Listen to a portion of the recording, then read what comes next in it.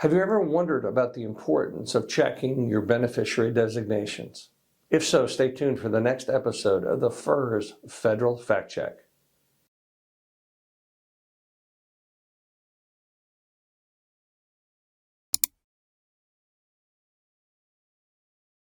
Hi, I'm John Raleigh with Planning Your Federal Retirement, and today we have a question from David. David writes, my wife and I have updated our wills 2 years ago. It states that all of our assets are to go to the survivor, and if something happens to either one of us. When the survivor dies, it then goes to our 2 children. We've made the estate the beneficiary of our life insurance, annuities, IRA, and TSP. How often do we need to review our beneficiaries and estate plan? David, great question. And really, it's important that you're understanding to take a look at this estate plan situation. If you think about it, one of the main reasons it's important to be clear is because you're not here to answer the questions that might need to be asked. There might be reasons you have assets going to a specific individual or in a specific way. And if you're not here to help people understand it and you haven't discussed it, or you haven't exposed individuals that are going to be involved to it, they may not know, and they may not know why. Inadvertently, it may cause some hard feelings. It may cause some issues that, well, why did this happen and this should have happened or whatever. So it's best to make sure it's perfectly clear.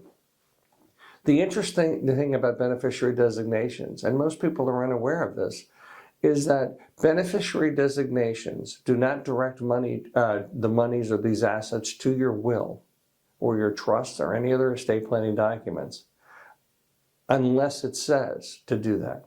So in other words, if you mark in your beneficiary designations as the estate, then the estate will direct it to the will and the assets will be distributed based on the way the will, the trust, or any other asset estate planning document you have in place will be done. If you do not have it listed as the estate, the beneficiary is the estate, then of course it goes to the individuals that you have designated for them to go. Now, there can be really, really important tax reasons to do this. So understanding how beneficiary designations work is important.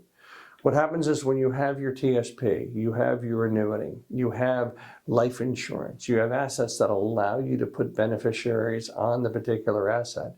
What that does is that actually circumvents the will. That beneficiary designation will direct the money to the individuals or wherever you'd like it to go, without going through the process of going through the will.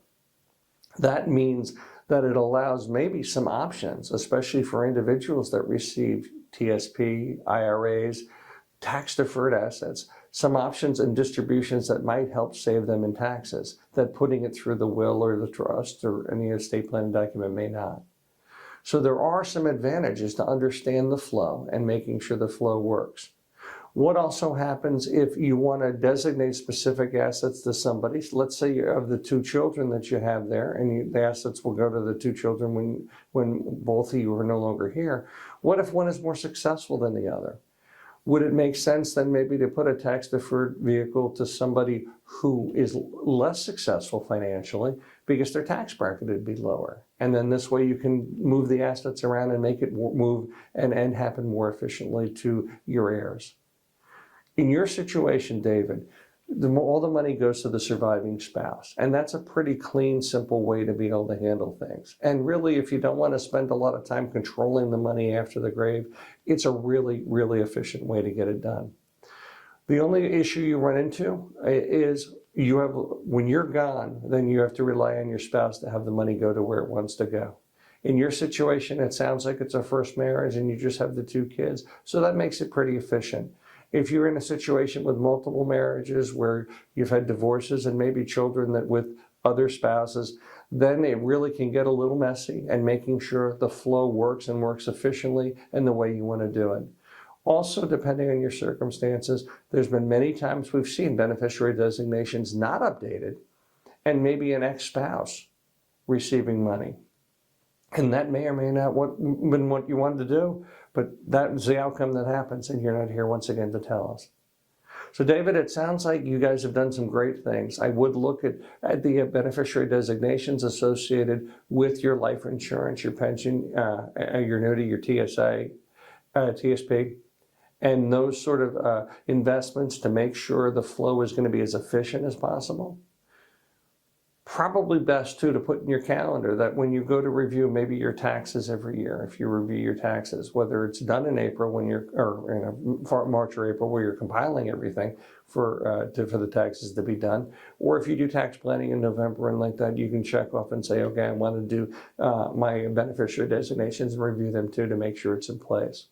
That little bit of time put forward can save you a bunch of time and a bunch of issues when you're no longer here to answer the questions. So David, I hope this answers your questions. If you don't understand the concepts, that's okay. Hire a competent financial advisor to help you out. If you'd like to work with us, go ahead and check out our website, planyourfederalretirement.com. We'll be happy to set up an initial consultation with you to help answer your specific questions. And until next time, happy planning.